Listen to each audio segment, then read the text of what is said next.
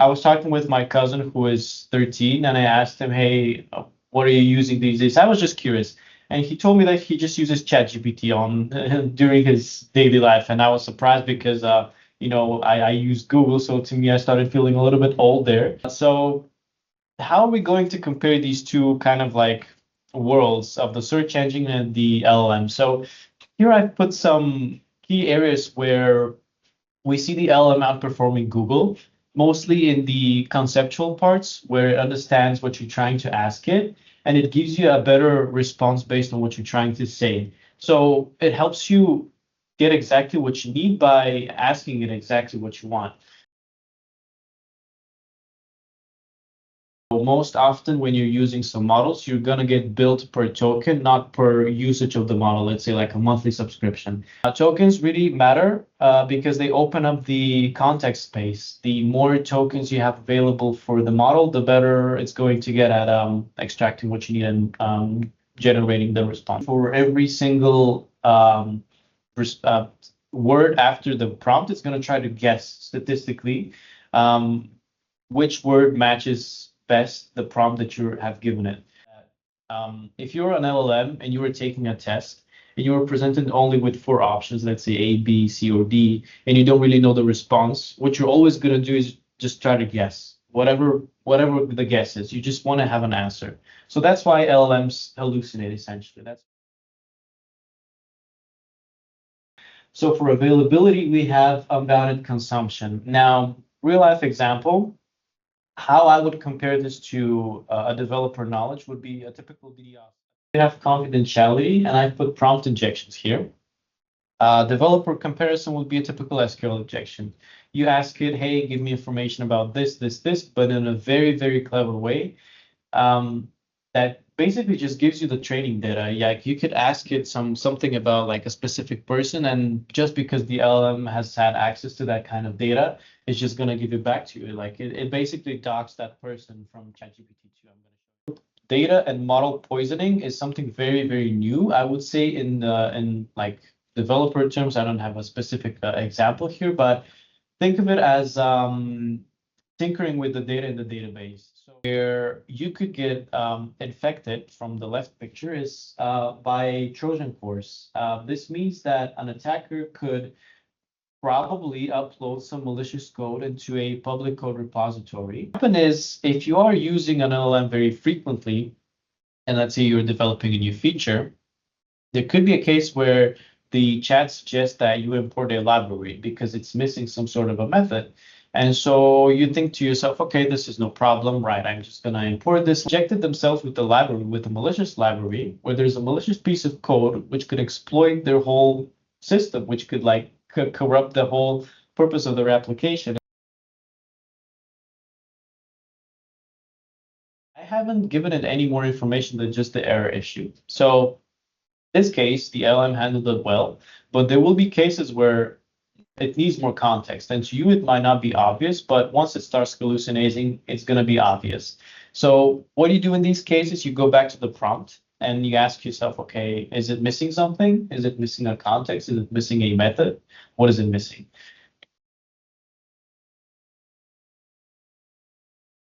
Step by step. So instead of asking it what's wrong, you could ask it, can you walk me through what this code does, what this method does? So it starts picking up bits of the code. It starts like thinking maybe, okay, what is this issue? What is this problematic code?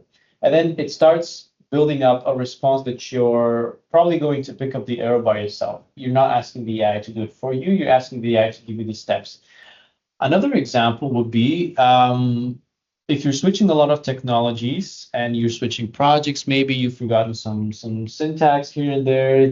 So this is exactly what I asked it to do, like in Angular with RxJS, how do I run an observable and wait for all of them to complete? It gave me the fork join as a response. I mean, this is just a simple Angular documentation, but I wanted a more concrete example. The important thing here is to remember that you need to provide it exactly the context that you need. Because here, if I said, okay, in Angular, how do I run an array of observables? If the model is smart, it's going to know that you're referring to the RxJS part of Angular.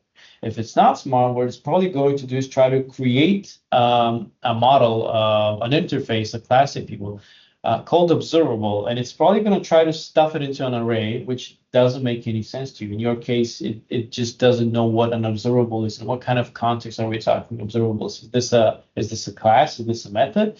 So here you're just assuming that it knows, but it doesn't. So it's much better for you to explain it to it like a 5-year-old, so it's going to give you like a much better response. I said learning and revising concepts. This is where you could start utilizing the chain of thought prompting.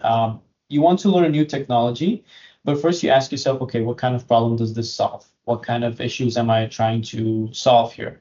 And it's going to give you like a whole list. Let's say I have a DevOps problem, and it's going to tell me, okay, you could use, I don't know, like Jenkins, you could use GitLab, whatever you want. Also put some more complex prompts here where normal LLMs would not be able to handle it. So I've called them the AI agent prompts, where the LLM kind of like is on steroids. We're not going to talk about AI agents here, but with more advancements in the field, most of the kind of like technologies you'll be using are probably going to be some AI sort of agents.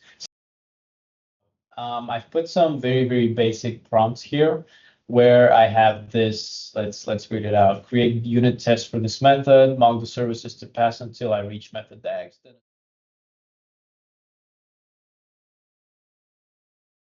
This is the Cursor IDE. Before starting this application, all of this, I want to kind of like introduce you to this new realm of vibe coding if you're not already familiar with it.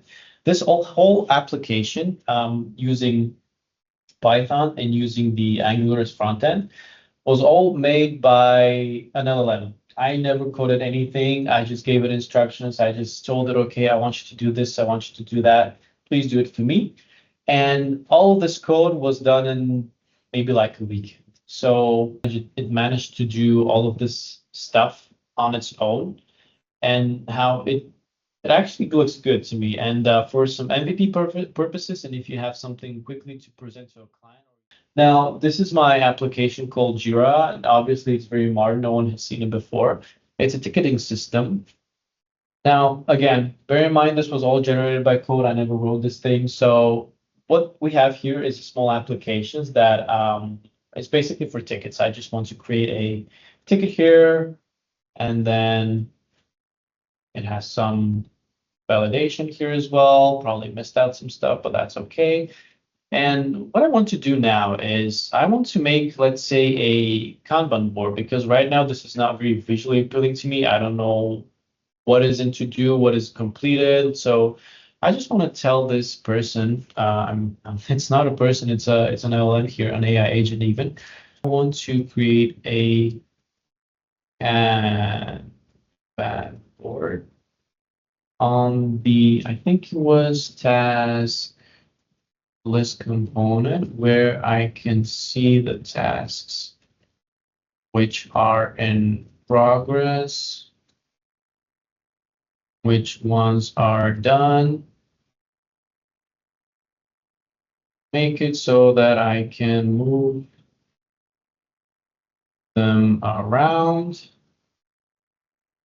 pretty quick now. Okay. So, okay, this was done in no time. Yesterday when I was preparing for today, it took like a whole minute, but you see what different percentages do, so it managed to do it quickly now. As you can see, it managed to do it quite well.